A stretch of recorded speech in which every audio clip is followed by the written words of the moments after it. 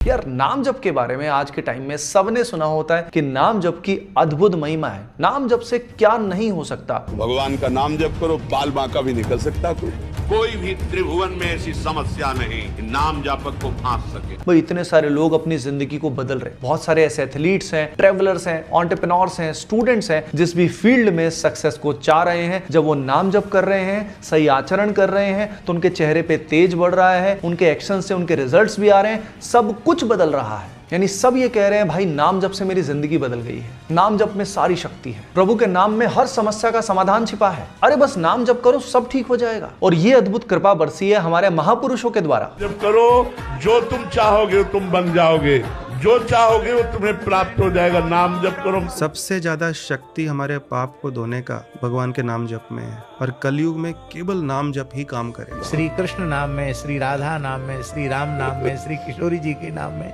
इसलिए कठिन कलिकाल में भी उसके कल्याण में किंचित प्रकार का भी संदेह नहीं है। आदि में भला है, मध्य में भला है और परिणाम में भी भला है। अब ये सब सुनने के बाद हमारा मन भी होता है यार नाम जप शुरू करते हैं और लाइफ में कुछ भी मैनिफेस्ट करते हैं। फिर हम ऑर्डर करते हैं जप माला या काउंटर और शुरू करते हैं हमारी नाम जप की कहानी। लेकिन कुछ दिनों के बाद हमारा नाम जप में मन नहीं लगता। कभी बहुत यूजलेस थॉट्स आते हैं, कभी बोर हो जाते हैं, कभी मन डराने लग जाता है। कभी कभी तो ऐसा लगता है यार नाम जप तो कर रहा हूं लेकिन शायद मुझे इसकी शक्ति का अंदाजा ही नहीं है। अगर आप इन सब बातों से रिलेट कर पा रहे हो तो ये वीडियो आपके लिए ही है, क्योंकि ये कोई मोटिवेशनल वीडियो नहीं है। आज हम समझेंगे कि हमारे शास्त्र नाम जप को इतना महान क्यों बताते हैं। हो सकता है जिस चीज को आप सिर्फ एक मंत्र समझ रहे हैं वो आपकी सबसे बड़ी शक्ति हो। लेकिन सबसे पहले हमें इस सवाल का समाधान चाहिए होता है कि अगर नाम में इतनी शक्ति है तो मुझे अनुभव क्यों नहीं होता। चलो मान लीजिए एक बच्चे को किसी ने हीरा दे दिया, लेकिन बच्चे को हमेशा आदत थी कांच से खेलने की। वो कंचे खेलता था, अब वो कंचे खेलने लग गया हीरे से। उसको हीरे की कीमत का पता ही नहीं था। अब एक बात बताओ यार, प्रॉब्लम हीरे में है या हीरे की कीमत समझने वाले में? समझने वाले में ना।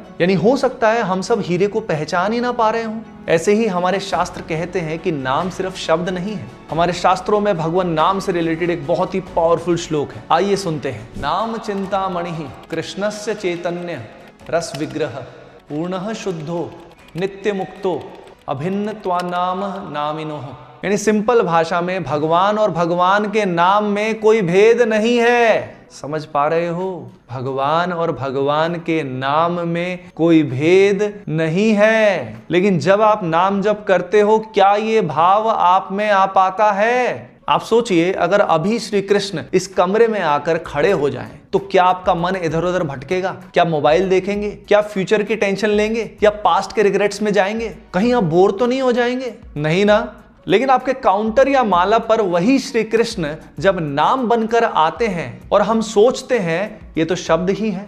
समझ रहे हो विनोद? प्रॉब्लम यहीं से शुरू होती है। कबीरदास कहते थे, मोको कहां ढूंढे रे बंदे, मैं तो तेरे पास में, ना मंदिर में ना मस्जिद में, मैं तो विश्वास में। चलो अब जानते हैं कि भगवान का नाम आखिर करता क्या है। अब यहीं पे ज्यादातर लोग गलती करते हैं। वो सोचते हैं नाम जप का मतलब है कुछ भी मांगो और मिल जाए, एग्जाम क्रैक हो जाए, बढ़िया रैंक आ जाए, बिजनेस बढ़िया हो जाए, रिलेशन बढ़िया हो जाए, जिंदगी शानदार हो जाए, हेल्थ स्ट्रांग हो जाए, चेहरे पे तेज आ जाए, रिलेशनशिप बेस्ट हो जाए। लेकिन शास्त्र इससे कहीं गहरी बात कहते हैं। वो बताते हैं कि नाम पहले एक्सटर्नल सिचुएशन यानी आपकी परिस्थिति को नहीं बदलता, वो पहले उस व्यक्ति का हृदय बदलता है। और जब व्यक्ति का हृदय यानी आपका मन बदलता है, वैसे ही आपकी एक्सटर्नल सिचुएशन बदलती जाती है। एक बहुत ही सुंदर श्लोक आता है श्रीमद् भागवतम में, शृण्वताम स्वकथा कृष्ण हृदयंतस्थो ह्य भद्राणी विधुनोति। यानी जब हम भगवान नाम का जप करते हैं तो श्री कृष्ण हमारे हृदय में बैठकर हमारी इम्प्योरिटीज को क्लीन करते हैं।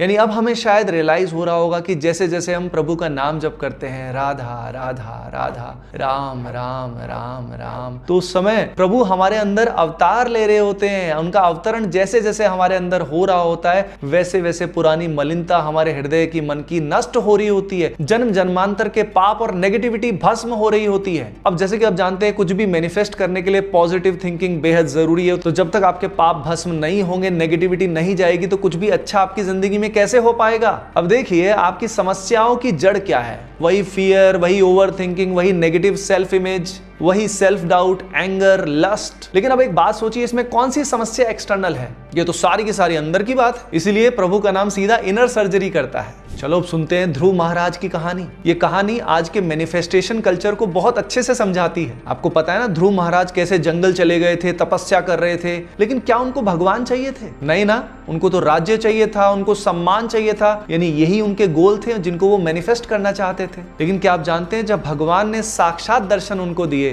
तो उन्होंने क्या कहा? स्वामिन कृतार्थो अस्मि वरम न याचे, यानी हे प्रभु अब मुझे कुछ और नहीं चाहिए।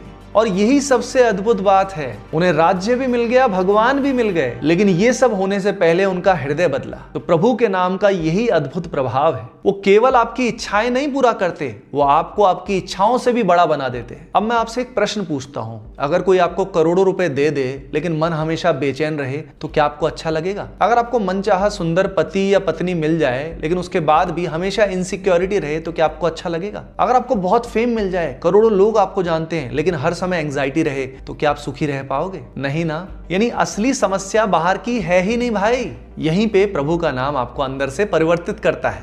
यानी आप समझ पा रहे हो कि वीडियो आप तक कृपा रूप में आ रहा है। अब जैसे जैसे नाम जब आपका बढ़ता जाएगा आप नोटिस करोगे कि आप पहले से कम रिएक्ट करते हैं, आपको गुस्सा पहले से कम आता है, आपका सेल्फ कंट्रोल पहले से बढ़ चुका है, ब्रह्मचर्य का पालन आप पहले से बेटर कर पा रहे हो, आप पहले से शांत रहते हैं, प्रभु से ज्यादा कनेक्टेड रहते हैं, किसी और पे अब उतना डिपेंड नहीं रहते। और सबसे बड़ी बात, आपके भीतर एक अदृश्य शक्ति पैदा होने लग जाती है, वो है प्रभु के प्रति विश्वास। अब कलयुग का प्रभाव तो हम सभी जानते हैं, कलयुग में आसपास माया बड़ी प्रचंड है, यानी हमारे आसपास ऐसा एनवायरनमेंट होता है जिसमें डिस्ट्रैक्ट होना बहुत ही ऑब्वियस है। तो इसीलिए आप सभी के लिए हम लोगों ने संजीवनी टेलीग्राम कम्युनिटी बना दी है, जहां पे आप जैसे ही वो लोग जो सिंसियरली खुद को बदलना चाहते हैं वो उससे लगातार जुड़ रहे हैं। अब इसका लिंक मैंने डिस्क्रिप्शन में डलवा दिया है, इसका हिस्सा आप जरूर बन जाइएगा। आपने श्रीमद् भागवतम में अजामिल की कहानी तो सुनी होगी। पहले बहुत पाप किए थे उसने जिंदगी में, लेकिन अंतिम समय में भगवान का स्मरण किया और परम धाम मिला। तो सोचिए अगर आप रोज नाम जप करेंगे तो आपकी क्या गति होगी।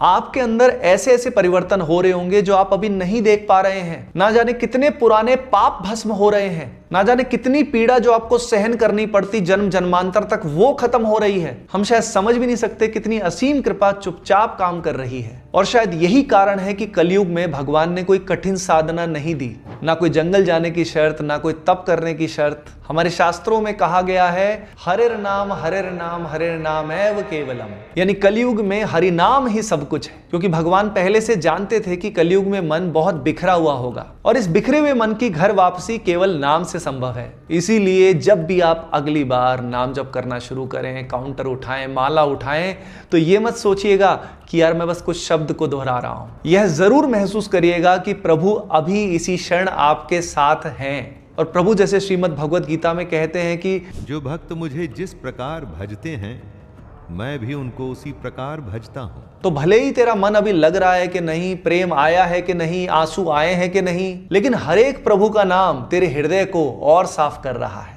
तू रोज थोड़ा थोड़ा बदल रहा है, थोड़ा और प्रभु के करीब आ रहा है। तो भाई आज से ये माला करना, काउंटर करना तेरी ड्यूटी नहीं रही, ये तेरा धर्म बन गया है। अब ये वीडियो अगर तेरे दिल को छुआ तो भैया इसको सब जगह जरूर शेयर कर देना और कमेंट सेक्शन में मुझे जरूर बताना कि वीडियो आपको कैसा लगा। मिलते हैं नेक्स्ट वीडियो में।